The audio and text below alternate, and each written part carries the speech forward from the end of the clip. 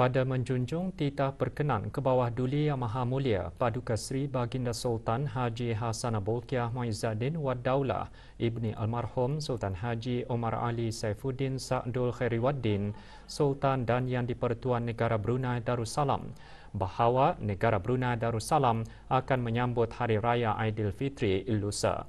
Pengumuman mengenai penglihatan anak bulan Syawal disiarkan sebentar tadi melalui radio dan televisyen Brunei. Pada menjunjung titah perkenan ke bawah Duli Yang Maha Mulia Paduka Seri Baginda Sultan Haji Hassanal Bolkiah Muizzaddin Wad Daulah Ibni Almarhum Sultan Haji Omar Ali Saifuddin Sa'dul Khairiwaddin Sultan dan Yang di-Pertuan Negara Brunei Darussalam, maka yang berhormat Yang di-Pertua Majlis Ugama Islam Negara Brunei Darussalam dengan ini mengumumkan bahawa awal bulan Syawal 1442 Hijriah bersamaan dengan tahun Masihi 2021 ini di negara Brunei Darussalam jatuh pada hari Jumaat 1 Syawal 1442 Hijriah bersamaan dengan 14 hari bulan Mei 2021 Masihi. Dimaklumkan juga kepada sekalian umat Islam di negara ini bahawa sembahyang sunat Hari Raya Aidilfitri akan diadakan di semua masjid, surau dan balai ibadat di seluruh negara ini pada hari tersebut bermula pada jam 7.30 pagi. Rombongan yang ditugaskan untuk melihat anak bulan Syawal tahun 1442 Hijrah terdiri daripada Yang Berhormat Datuk Seri Setia Jurutera Awang Haji Suhaimi bin Haji Ghaffar, Menteri Pembangunan, Datuk Seri Paduka Arkitek Awang Haji Marzuki bin Haji Mohsin, Timbalan Menteri Pembangunan, Hakim-Hakim Syar'i dan para pegawai Mahkamah-Mahkamah Syariah, Jabatan Kehakiman Negara, Jabatan Perdana Menteri bersama para pegawai dari Kementerian Hal Ehwal Ugama, para pegawai dari Jabatan Ukur serta para pegawai dari Jabatan Mufti Kerajaan. Mereka tidak berhasil melihat anak bulan Syawal. Rombongan tersebut berada di Menara DST, bangunan Ibu Pejabat DST, Lebuh Raya Tunku, Bukit Aguk di Jerudong dan Tanjung Batu Pekan Muara di daerah Brunei dan Muara, Bukit Lumut di daerah Plaid dan Bukit Ambuk di daerah Tutong.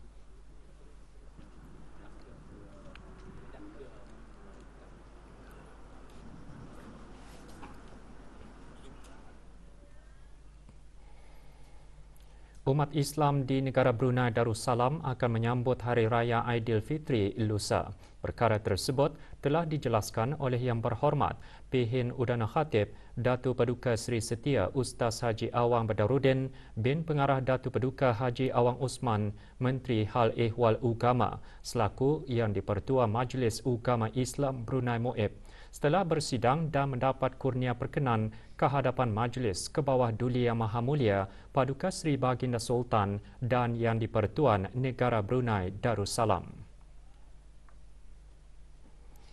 Juga hadir Pengiran Datu Seri Paduka Haji Bahrom bin Pengiran Haji Bahar, Timbalan Menteri Hal Ehwal Ugama selaku Naib Yang di-Pertua Muib, Yang Berhormat Datu Seri Setia Dr. Haji Awang Muhammad Isham bin Haji Jaafar, Menteri Kesihatan, Yang Berhormat Datu Seri Setia Haji Awang Abdul Mukti bin Haji Muhammad Daud, Menteri di Jabatan Perdana Menteri, Yang Berhormat Major Jeneral Bersara Datu Paduka Seri Awang Haji Aminuddin Ehsan bin Pihin Orang Kaya Saiful Muluk, Datu Seri Paduka Haji Abidin, Menteri Kebudayaan Belia dan Sukan, dan Yang Berhormat Pihin Orang Kaya Paduka Seri Utama Datu Paduka Seri Setia Haji Awang Salim bin Haji Besar, Ketua Hakim Syar'i selaku ahli-ahli Muib.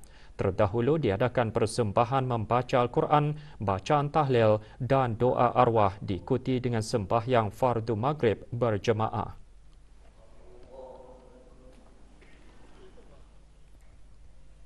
Satu kes import baharu jangkitan COVID-19 dicatatkan hari ini. Ikuti perinciannya selepas ini.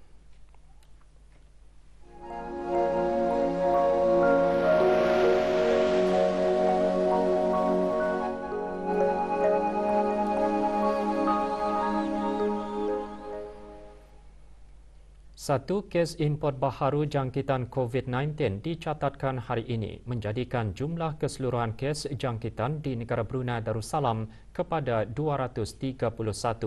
Kementerian Kesihatan dalam siaran akhbarnya mengenai perkembangan terkini situasi jangkitan COVID-19 memaklumkan kes 231 ialah seorang lelaki berumur 46 tahun yang tiba ke negara ini dari Manila pada 28 April 2021. Individu terbabit tidak mengalami sebarang tanda-tanda jangkitan.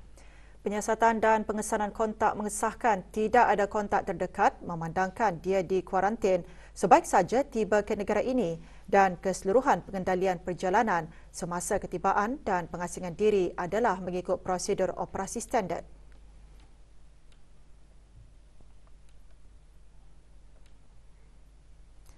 Pada ketika ini, 8 kes aktif menerima rawatan di Pusat Pengasingan Kebangsaan adalah dalam keadaan yang baik.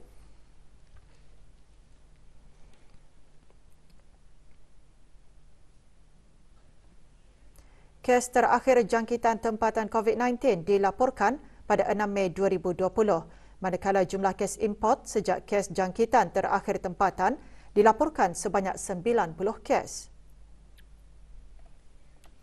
490 orang sedang menjalani pengasingan diri mandatori, 18,032 orang menamatkan pengasingan diri mandatori sejak Mac 2020.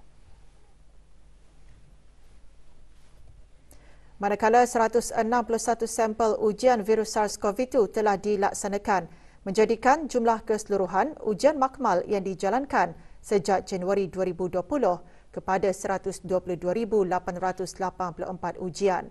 Maklumat lanjut dan perkembangan terkini layari laman sesawang Kementerian Kesihatan dan talian Kesihatan 148.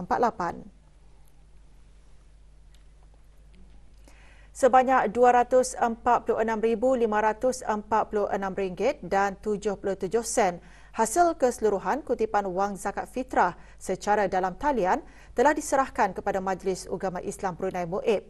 Majlis penyerahan tersebut berlangsung pagi tadi di ruang legar Dewan Multaka Kementerian Hal Ehwal Ugama.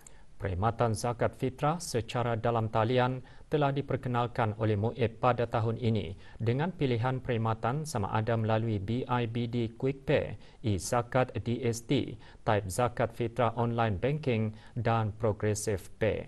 Perkhidmatan ini telah dibukakan kepada orang ramai bermula pada 1 Ramadan hingga 28 Ramadan 1442 Hijrah sebelum waktu Maghrib.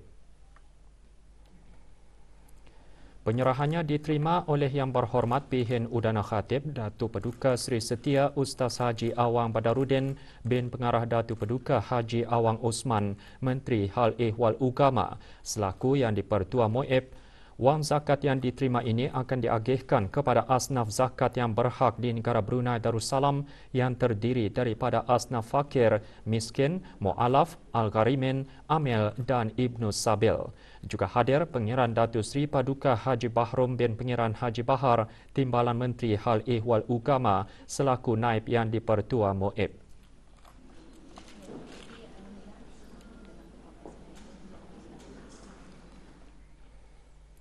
Jabatan Pertanian dan Agri Makanan Kementerian Sumber-Sumber Utama dan Pelancongan menandatangani perjanjian kontrak bernilai RM6.5 juta dengan syarikat Sri Ghanimi Kontraktor Sdn Bhd. Penandatanganan tersebut adalah bagi projek membina skim pengairan tambahan bagi kawasan penanaman padi di seluruh daerah, irrigation system capacity expansion dan projek improvement and upgrading of kawasan kemajuan pertanian KKP bertumpu farm and flood mitigation. Majlis penandatanganan diadakan di Kementerian Sumber-Sumber Utama dan Pelancongan. Hadir Yang Berhormat Datuk Seri Setia Awang Haji Ali bin Apong, Menteri Sumber-Sumber Utama dan Pelancongan, menandatangani bagi pihak Jabatan Pertanian dan Agri Makanan Dayang Hajah Masliana Yuliah binti Abdullah, Pemangku Pengarah Pertanian dan Agri Makanan. Mewakili bagi pihak syarikat Sri Ghanimi Kontraktor Sdn Bhd, Awang Muhammad Abdul Javad bin Muhammad Abdul Kadir, Pengarah Urusan Syarikat berkenaan. Penandatanganan disaksikan oleh Pengiran Muhammad Fadli Harfini bin Pengiran Haji Muhammad Kasim, Pemangku Ketua Pegawai Eksekutif Jabatan Pertanian dan Agri Makanan, dan Haji Hadanan bin Haji Yahya, Pengarah Syarikat Sri Ghanimi Kontraktor Sdn Bhd. Juga hadir Ahli Majlis Mesyuarat Negara. Projek Irrigation System Capacity Expansion merupakan fasa ketiga di bawah skim mekanisasi Wasan Berbuloh yang dijangka siap pada bulan Julai 2022. Projek Improvement and Upgrading of Kawasan Kemajuan Pertanian Bertumpu KKP Farm and Flood Mitigation pula dijangka siap pada bulan Oktober 2022.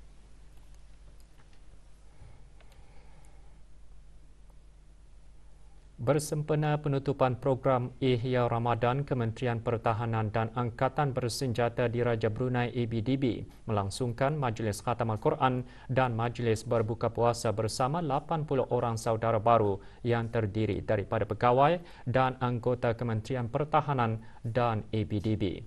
Majlis diadakan di Surau Ad-Difa, Bolkiah Garrison petang tadi. Hadir yang berhormat Pihin Datu Laila Raja Major Jeneral Bersara Datu Paduka Sri Haji Awang Halbi bin Haji Muhammad Yusof, Menteri Pertahanan kedua. Majlis dimulakan dengan bacaan Sayyidul Istighfar, bacaan surah Al-Fatihah dan bacaan Khatam Al-Quran. Majlis ini menandakan berakhirnya program tahunan Ihya Ramadan Kementerian Pertahanan dan ABDB bagi tahun 1442 Hijrah. Majlis-majlis Khatam Al-Quran di peringkat unit juga diadakan di seluruh surau perkemahan ABDB.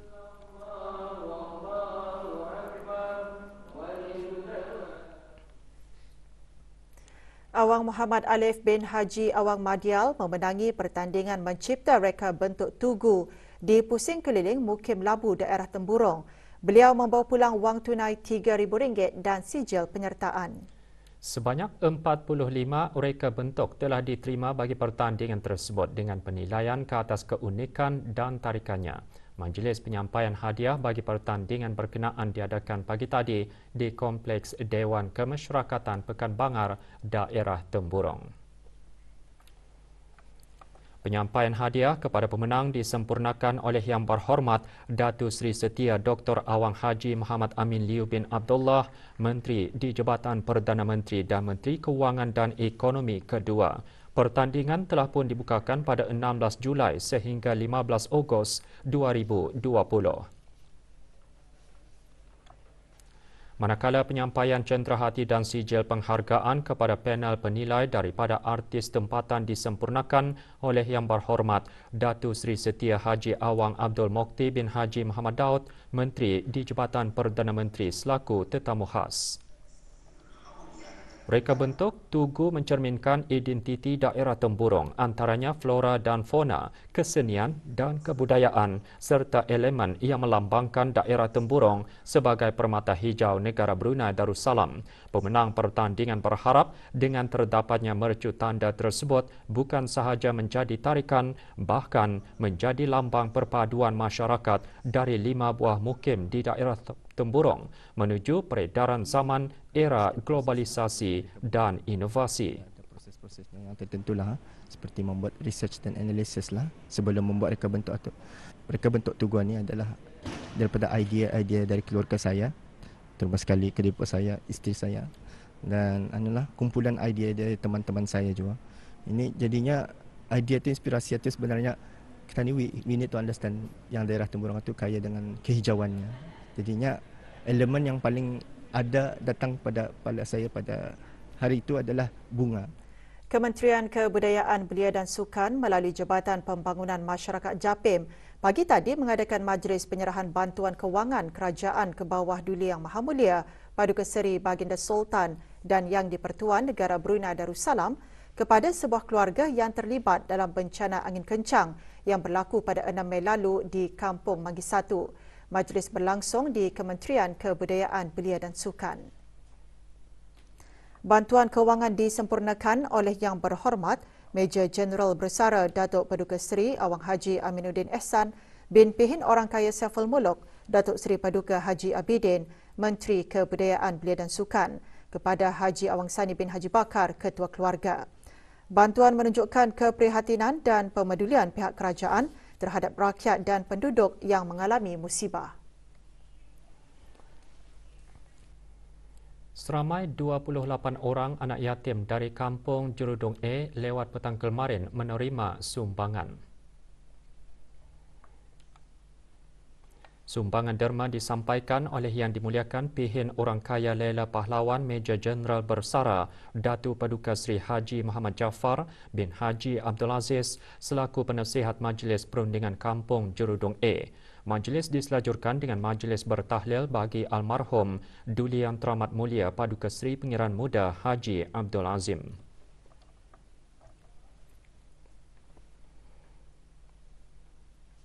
Hari Raya Aidilfitri yang akan menjelang hendaklah disambut dengan mematuhi garis panduan yang ditetapkan oleh Kementerian Kesihatan dalam mengawal dan menangani impak COVID-19 ketika ini.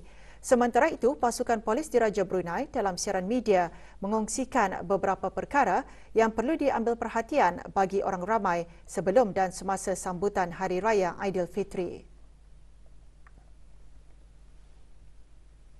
Orang ramai dinasihatkan untuk meningkatkan kewaspadaan terutamanya dalam suasana menyambut Hari Raya Aidilfitri.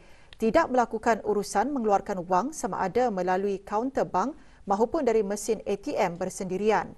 Memastikan pagar, pintu dan jendela ditutup apabila hendak meninggalkan rumah. Jangan membiarkan perkakas seperti tukul, pemutar skru, tangga dan seumpamanya berada di luar kawasan rumah. Kawasan luar rumah hendaklah sentiasa diterangi dengan cahaya lampu yang mencukupi. Jangan membiarkan kawasan atau halaman rumah ditumbuhi dengan rumput atau semak samun. Orang ramai juga dinasihatkan untuk tidak membiarkan barang-barang berharga ditinggalkan di luar kawasan rumah atau dalam kenderaan. Wang ringgit, barang-barang kemas dan barang-barang bernilai hendaklah disimpan di tempat-tempat yang difikirkan selamat. Tinggalkan pesan kepada jiran tetangga untuk melihat dan memerhati kawasan rumah semasa ketiadaan di rumah dalam tempoh masa yang lama dan digesa untuk memasang alat-alat keselamatan seperti CCTV atau alat penggera. Sementara itu, kepada pemandu dan pengguna jalan digesa untuk meningkatkan kewaspadaan semasa memandu, sentiasa mematuhi undang-undang dan peraturan jalan raya. Jangan memandu laju melebihi had yang dibenarkan. Jangan menggunakan telefon bimbit semasa memandu, sentiasa menggunakan tali pinggang keselamatan, tidak memandu ketika mengantuk, periksa kenderaan agar selamat untuk dipandu. Pasukan polis Diraja Brunei menyeru orang ramai untuk menyalurkan maklumat kegiatan jenayah dengan berhubung terus ke balai-balai polis berdekatan atau menghubungi talian 993. Bulan Ramadan kini sudah sampai ke penghujungnya dan akan munculnya Syawal diraikan sebagai bulan kemenangan. Kesan tarbiyah yang dijalani sepanjang bulan Ramadan masih berbekas di setiap jiwa para Muslim kerana natijah terakhir Ramadan ialah ketakwaan.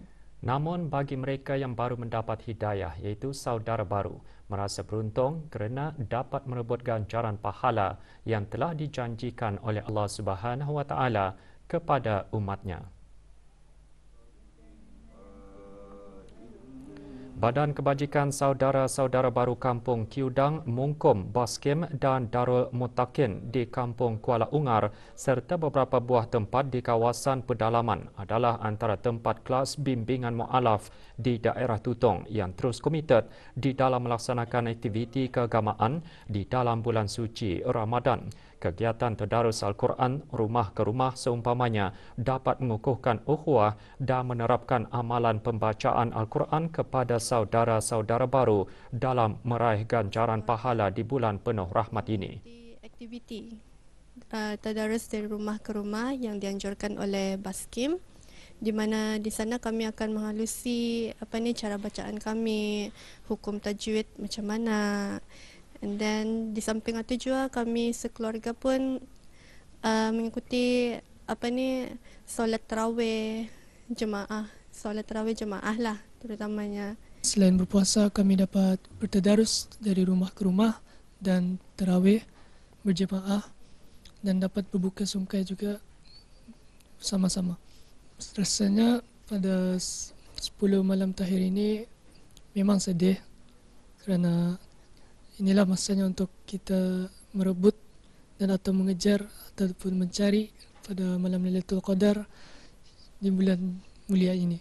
Lazimnya kami memang menyambut bersukai bersama di Masjid Kampung Benutan, bersembahyang berjemaah, bertarawih di sanalah tadarus di Masjid Kampung Benutan lah.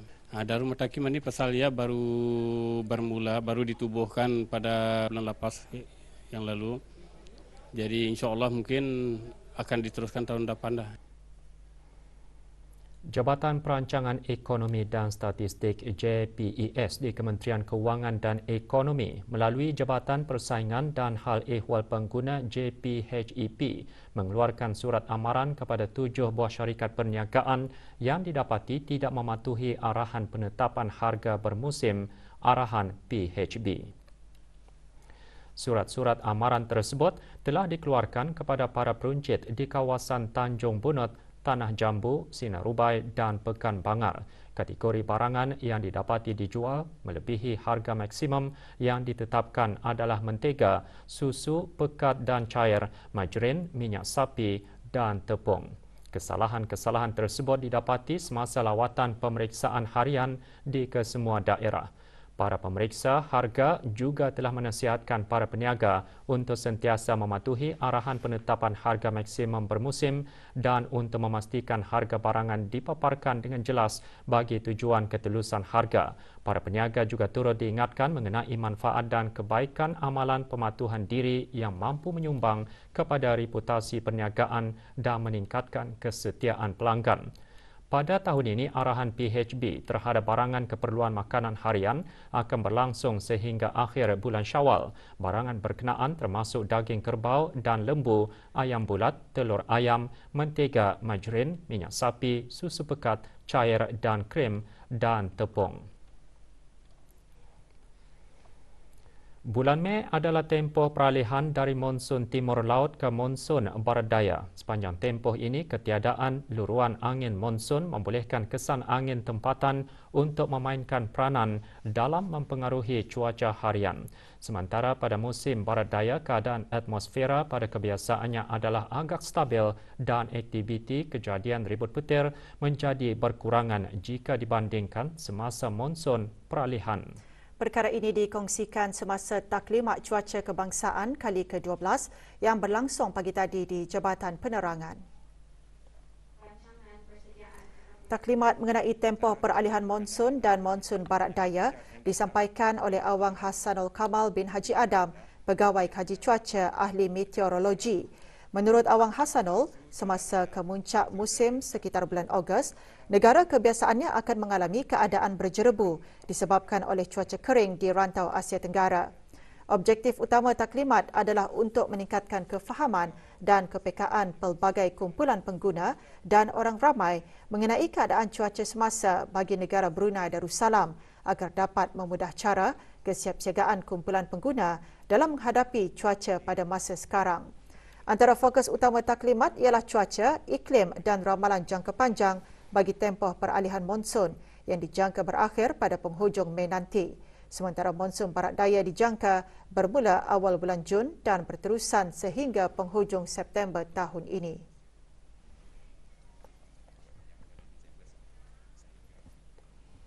Dalam pada itu, cuaca di negara Brunei Darussalam pada minggu ini berpotensi aktif dengan hujan atau hujan berpetir dijangka menjejaskan negara terutama di kawasan pedalaman pada waktu petang dan merebak ke kawasan pesisiran pada sekitar waktu lewat petang dan malam.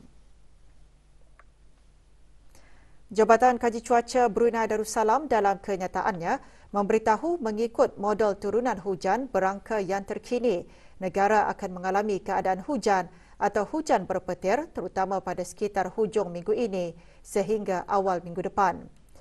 Ketinggian ombak adalah diparas sedikit di bawah 1 meter sepanjang minggu ini. Dengan berdasarkan maklumat tersebut, khususnya sempena menyambut Hari Raya Aidilfitri dan bagi memastikan keselamatan semasa menghadapi banjir kilat, orang ramai disarankan agar sentiasa mengikut dan mengetahui keadaan cuaca dari semasa ke semasa. Untuk mengetahui sebarang tindakan dalam menangani kejadian, orang ramai bolehlah memuat turun aplikasi mudah alih NDMC Safety Guide. Orang ramai juga dinasihatkan supaya merujuk kepada laporan, amaran awal dan siaran akhbar yang rasmi daripada Jabatan Kaji Cuaca Brunei Darussalam melalui talian cuaca 114 atau melayari laman sesawang www.met.gov.bn atau mendapatkan maklumat cuaca kebangsaan terkini melalui aplikasi mudah alih Brunei WX. Untuk melaporkan sebarang kejadian kecemasan dan bencana alam, orang ramai bolehlah menghubungi talian kecemasan bomba dan penyelamat melalui talian 995 atau ambulans di talian 991. Seorang lelaki warga negara tempatan ditahan kerana didapati membawa barang tegahan semasa operasi sekatan jalan raya dijalankan oleh daerah polis Temburong, pasukan polis di Raja Brunei. Operasi semalam diadakan di kawasan Jalan Labu, daerah Temburong. Lelaki berusia 44 tahun itu didapati membawa sebanyak 196 botol minuman keras, 10 karton minuman keras jenis tin pelbagai jenama dan 115 rokok elektronik pelbagai jenama dan perisa. Kertas penyiasatan selanjutnya akan diserahkan kepada Jabatan Kastam dan Eksais Diraja JKED bagi tindakan dan siasatan lanjut.